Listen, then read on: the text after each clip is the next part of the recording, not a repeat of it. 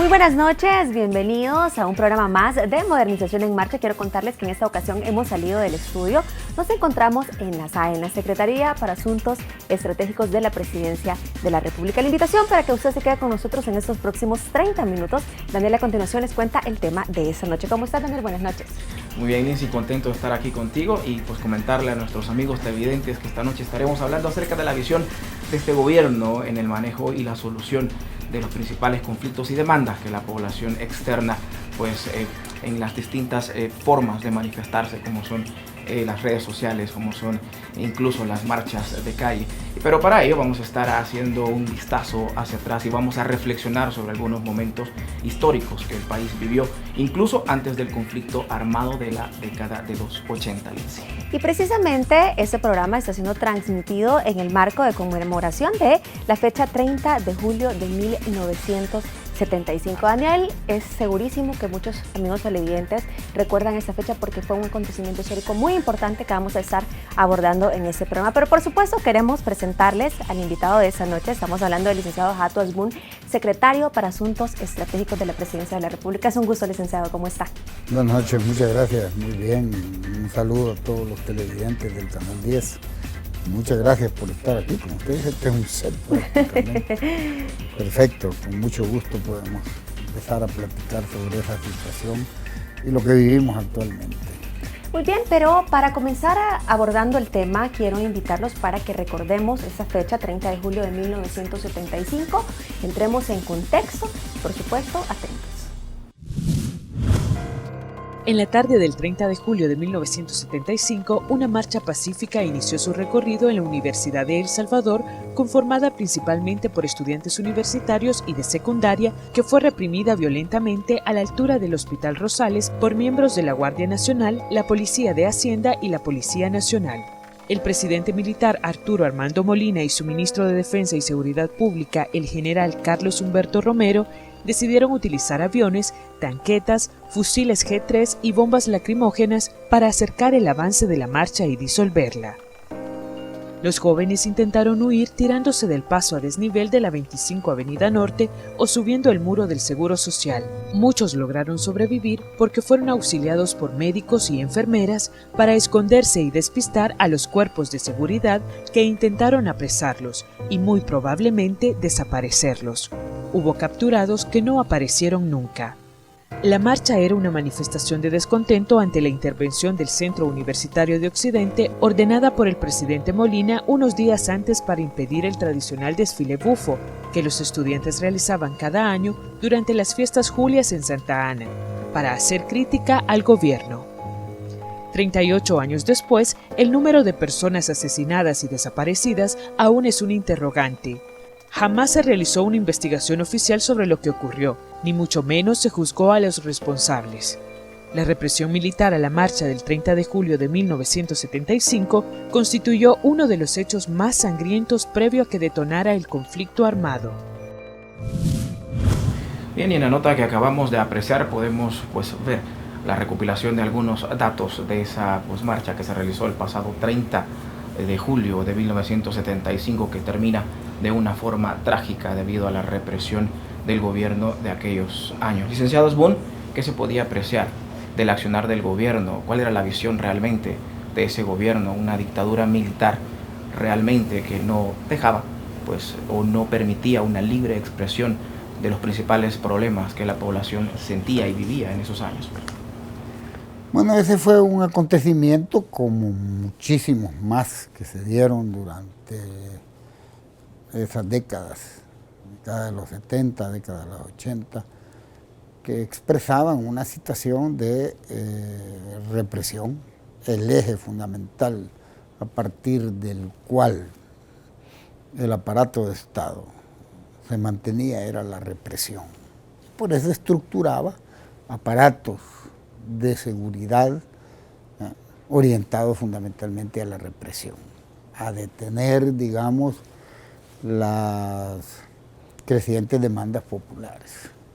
Aquí teníamos varios, que por cierto fue uno de los aspectos fundamentales a la hora de discutir o a la hora de negociar para poder superar el conflicto armado, teníamos varios cuerpos de seguridad inconstitucionales, porque hasta la Policía Nacional, que se supone que era una policía de ordenamiento del tránsito y de ordenamiento, de garantizar pues el tráfico vehicular, la seguridad vehicular, andaba armada hasta los dientes con fusiles de asalto. Y, bueno, la Policía de Hacienda también se orientaba hacia la represión, incluso teníamos una fuerza territorial represiva que se llamaba Orden. Bueno, una serie de expresiones, más bien una serie de institucionalidades orientadas a garantizar que la represión fuera el eje fundamental a partir del cual se ejercía el poder del Estado. Entonces esta marcha que, bueno, tienen, como bien dicen ustedes, fue el 30 de julio y que dentro de poco se conmemorará un año más. Era una marcha universitaria. Nosotros estábamos allí porque, aparte de que participábamos en ese proceso de lucha, de un trabajo pues que trataba de ir conformando organizaciones que nos permitieran garantizar una correlación para superar esa situación. No teníamos espacios de participación política, todos los espacios de participación política se cerraban, las elecciones eran un fraude, la militarización de la sociedad era una realidad. Estos fueron elementos que desencadenaron en un conflicto armado. Precisamente a eso iba, porque la idea de ese programa es llevar una línea de tiempo. Hemos comenzado con el 30 de julio de 1975, sí, bien lo describía la nota. También el licenciado Hato Asbun nos está comentando un poco acerca de lo que pasó. Los estudiantes no iban armados, iban pues totalmente desprotegidos. En este caso es importante remarcar que este acontecimiento podría haber sido un detonante importante para otros acontecimientos que vinieron después. O la gota que derrama el vaso y que desata en un conflicto armado. Sí. Perfecto. Entonces, precisamente vamos a presentarles en ese momento una nota para recordar el principio de los 80s, que también es un momento muy importante para poder ir entendiendo este contexto en el marco de los conflictos a través del tiempo. Regresamos en breve.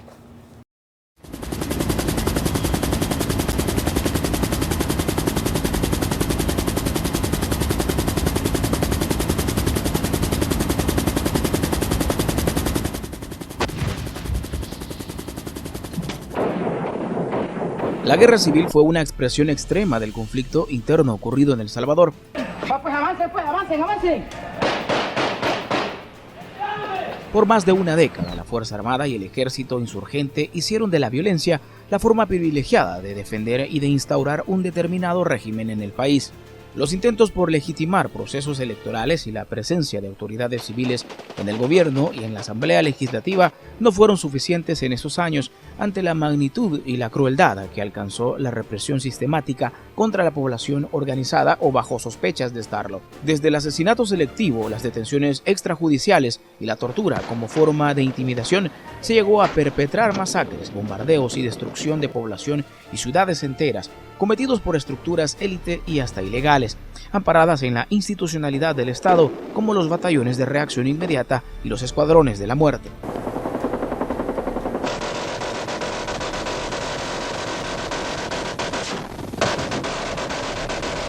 Más de 75.000 muertes, 30.000 personas desaparecidas y gran cantidad de comunidades desarraigadas de sus lugares de origen son algunas de las evidencias de un enfrentamiento bélico que convirtió incluso toda expresión y movilización civil en un objetivo militar a ser eliminado.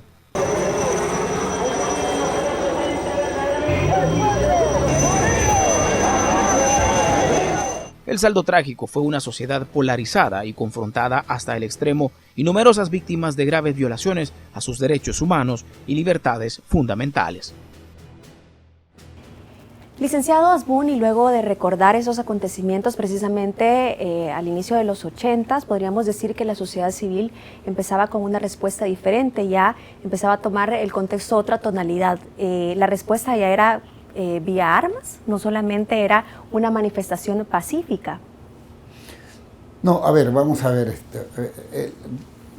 establecer todos los detalles del surgimiento de las organizaciones político-militares en El Salvador nos llevaría mucho tiempo. Totalmente. Pero vamos a aclarar varias cosas. Uno, el surgimiento de las organizaciones político-militares se da como producto de una discusión tomando en cuenta diversas experiencias en América Latina.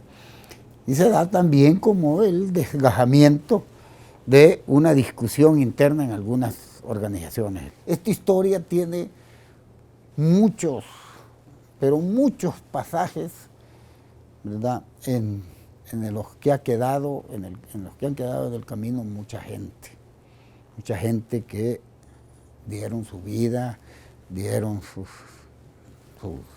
aspiraciones, claro, en este proceso. Aquí la política antes se hacía jugándose la vida. Usted de la noche a la mañana podía estar desaparecido por cualquier razón que se identificara como oposición política. Ahora ahora esto es otra cosa. Claro. Te sale ahora en la televisión, nosotros salimos diciendo esto, que decimos ahora en la televisión, que estamos diciendo aquí, al día siguiente tenemos desaparecidos, sí, o muertos. Exactamente. Entonces, ¿qué pasa? Esas son, digamos, podemos hablar de muchas de las situaciones y detalles que se dieron en el proceso, pero lo fundamental es que se estructura con mucha responsabilidad. Ojo con eso, con muchísima responsabilidad. De futuro se estructura un proceso que culmine en la negociación del conflicto armado. Y esa negociación se produce por varias razones. Una, porque la correlación de fuerzas se equilibra. Al principio no se producía la negociación porque, digámoslo con claridad, se apostaba a la victoria militar de parte del régimen del momento. Vamos a detenernos un momento acá, en este punto, porque precisamente tenemos una nota que habla acerca de la previa de los acuerdos de paz. Así es. Precisamente lo que llevó a ambos bandos a sentarse y dialogar de una forma ya democrática y ponerle fin precisamente al conflicto armado. Esto es, después de la pausa, no nos cambie, regresamos en breve.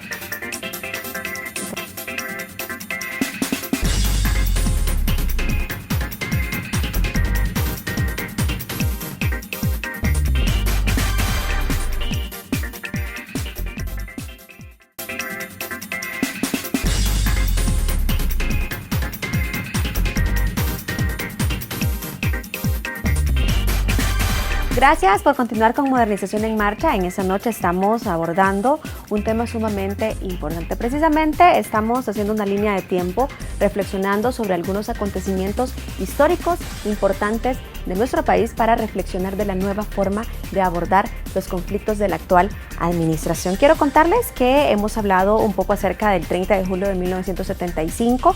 Hemos recordado también el tiempo del conflicto armado y precisamente con el licenciado Hatos Boone estamos en el momento previo a negociaciones para llegar a los acuerdos de paz, un momento sumamente importante para nuestro país también.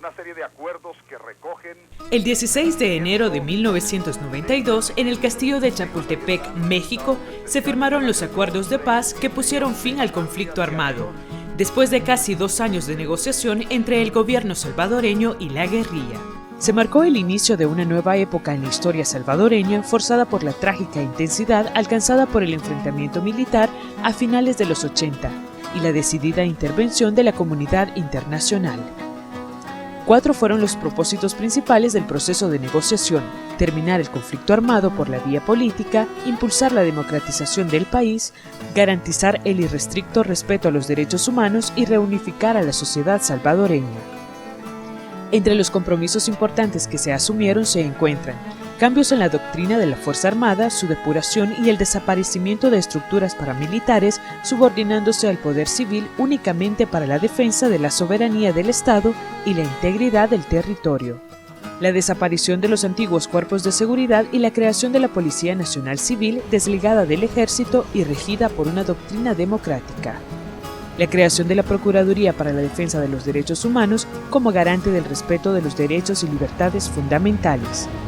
la creación del Tribunal Supremo Electoral y el funcionamiento del Foro de Concertación Económica y Social como instancias para promover el pluralismo político y la participación social.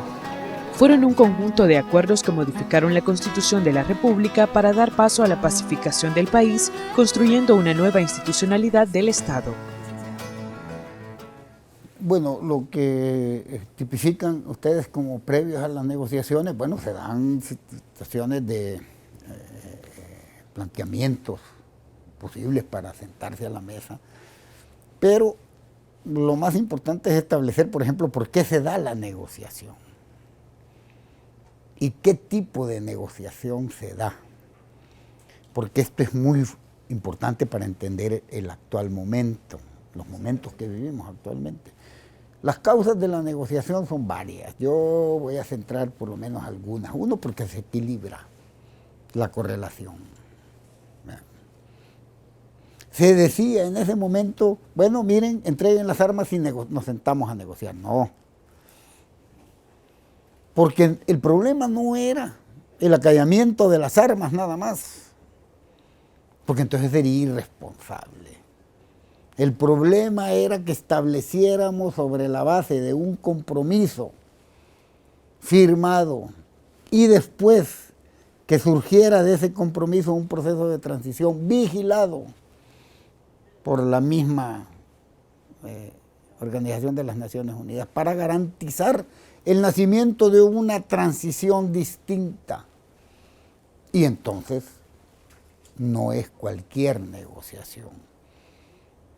Estamos hablando de una negociación que da pie y da paso a una transición distinta, no como las anteriores, porque aquí se habían dado muchas transiciones, pero esta es distinta. ¿Por qué? Porque participa ya una fuerza que es representativa de la población y que lucha por intereses distintos a los intereses que habían conducido las anteriores transiciones, que eran de los núcleos del poder económico y militar. Y ahora entonces surge de ahí una transición distinta y por lo tanto la negociación va más allá del mero acallamiento de las armas. El acallamiento de las armas se estableció después como una condición y fue correcto, porque todos queríamos la paz, porque nosotros, ninguno civil tiene vocación de guerrerista. La guerra es la expresión más abominable que puede haber de cualquier proceso de construcción social. Pero una de las primeras causas de por qué se da la negociación es el establecimiento de una correlación bastante, digamos, equilibrada. Es momento de acelerar un poco el paso. Se firman los acuerdos de paz al final. Como producto de esa firma de los acuerdos de paz nace la Procuraduría para la Defensa de los Derechos Humanos, nace la Policía Nacional Civil y se le quita aquella decisión política a los cuerpos de seguridad como lo era la Fuerza Armada en ese entonces. En ese momento damos paso también a lo que estamos viviendo actualmente. Ese proceso de la paz, a lo que actualmente vivimos, ¿cómo usted lo define? Y sería importante remarcar cuáles fueron los principales logros de ese momento. Hay varios productos, por supuesto, la reforma constitucional, el establecimiento de una Policía Nacional Civil, el apartado de los derechos humanos, el respeto a los derechos humanos, el respeto y la promoción a los derechos humanos, porque hubieron varios espacios de negociación que al final fueron a culminar en la firma de lo que se conoce como los acuerdos de paz, pero ahí están integrados, por ahí tengo yo un original todavía, pero ahí están integrados todos los acuerdos que se fueron conformando, y como digo, no se trata de el mero acallamiento, se trataba de abrir una transición distinta sobre la base del compromiso que ahí se establecía. Pero hay algo que atraviesa como eje transversal todos los acuerdos de paz y es un acuerdo que, aunque no se explicite ahí, es el fundamental. Que en adelante los procesos se iban a abordar mediante la concertación y la negociación permanentes. Ese debería de ser la forma de gobernar, esté quien esté en el gobierno. El diálogo, la concertación y la negociación permanente. Los conflictos sociales ya no se podían abordar de esa manera. Y ese era el compromiso que todos establecíamos. Nosotros sabíamos perfectamente que no se iba a arreglar todo, sino que ahí surgía un proceso ¿verdad?, que suponía que y exigía que íbamos a abordar las causas que generaron el conflicto, que íbamos a abordar los conflictos sociales propios de toda formación social, los íbamos a abordar mediante el proceso de negociación permanente. Por eso es que cuando llegamos al gobierno, nosotros y ganamos las elecciones, lo primero que dice el presidente Funes es: vamos a instaurar una nueva forma de gobernar. Ese es el eje estratégico que explica este actual gobierno. Muy bien, licenciado, y precisamente tenemos una nota, hemos ido en una línea de tiempo, estamos llegando ya a la actualidad con esa nueva forma de gobernar y queremos que nuestros amigos televidentes también se contextualicen en este tema. Vamos a verlo y regresamos en breve. En marzo de 2009, el resultado de las elecciones presidenciales marca la primera experiencia de alternancia en el poder de nuestra historia reciente. El 1 de junio toma posesión el actual gobierno, asumiendo el mandato de promover cambios en la sociedad salvadoreña, que supongan mayores condiciones de bienestar y desarrollo de la población. Una nueva forma de gobernar con un enfoque de derechos es una de las más trascendentales apuestas que asume la actual administración, consciente de la responsabilidad gubernamental de responder las consecuencias, pero también las causas de la desigualdad social y el empobrecimiento. Esta nueva forma de gobernar pretende contribuir a que la institucionalidad democrática encuentre su legitimidad en reconocer y fomentar la participación social, el ejercicio de los derechos humanos y la importancia del diálogo y el entendimiento para lograr una convivencia respetuosa y pacífica. Muy bien, la nota anterior recopila la visión de este gobierno del manejo de los conflictos. Licenciado Osbund, ahora Casa Presidencial da apertura a la creación de sindicatos, da apertura a que incluso entren comisiones a esta Casa Presidencial a negociar con los actores de primera mano, con los ministros. ¿Cómo usted define esta situación? Bueno, en el marco de lo que yo le digo que se trata de una nueva forma de gobernar. Nosotros cuando planteamos el cambio, un gobierno de cambio, teníamos que definir exactamente cuáles son los pilares de ese gobierno de cambio. Uno, y el fundamental es, bueno, nosotros establecimos una nueva forma de gobernar. ¿Cómo se caracteriza? Uno, superando el actual modelo económico-social y las inequidades que produce un modelo económico-social neoliberal, ¿verdad? Está claro, ese es un eje fundamental para establecer una nueva forma de gobernar y que vaya siendo concreta, que se vaya convirtiendo esa nueva forma de gobernar en política de Estado. Después, por supuesto, la inversión social. Nosotros somos el gobierno que ha hecho una inversión social sin precedentes. Por lo tanto, eso es parte del establecimiento de un planteamiento de modernización del Estado que nos permita coordinar y articular ágilmente las distintas instancias del Estado, superar los problemas de, como ya conocen ustedes, bueno, la Subsecretaría de Modernización y de Gobernabilidad establece planteamientos que están reflejados en algunas propuestas, tanto en lo que se refiere a la Política Nacional de Participación como en lo que se refiere a la discusión permanente que se tiene para la construcción de la Ley de la Función Pública.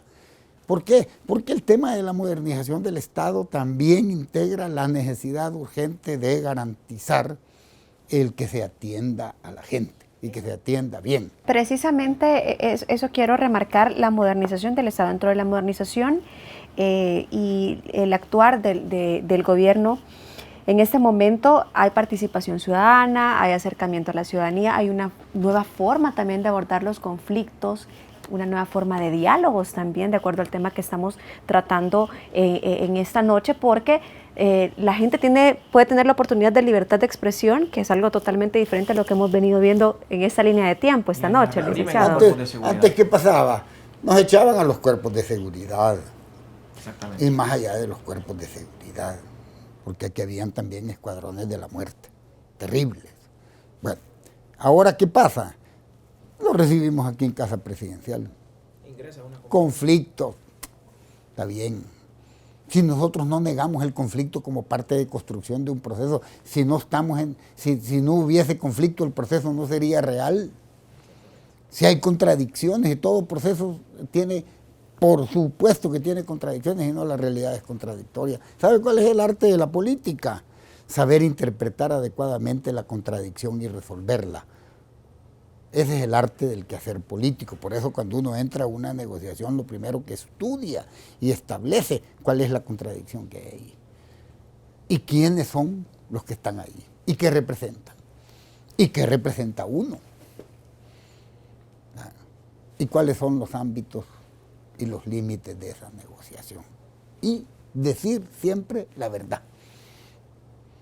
Yo no puedo prometer nada que esté fuera de los alcances, porque una negociación, por ejemplo, imagínense las negociaciones que establecen reivindicaciones salariales. Yo no puedo ofrecer más allá de lo que no tengo. ¿La capacidad del gobierno? Claro, no puedo ofrecerlo. Ahí hemos tenido muchísimas. Pero uno establece cuáles son los parámetros exactos de las posibilidades de esa negociación para no engañarnos. Los principales desafíos, mire, nosotros tenemos que establecer y garantizar que estas condiciones no las reviertan las condiciones que hemos puesto. ¿Por qué? Porque benefician a la población. Y si las van a revertir, que le pregunten primero a la población. Muy bien, licenciado, muchísimas gracias por habernos recibido. Sabemos que tiene un tiempo bastante apretado. Es un gusto para nosotros estar con usted en esta noche y esperamos que nuevamente lo tengamos en Modernización en Marcha. Muchas gracias. Usted, amigo televidente, le pedimos que nos sintonice todos los martes a las 8:30 de la noche y en su retransmisión los domingos a las 8 de la noche por televisión de El Salvador. Nos vemos el próximo martes. Hasta la próxima.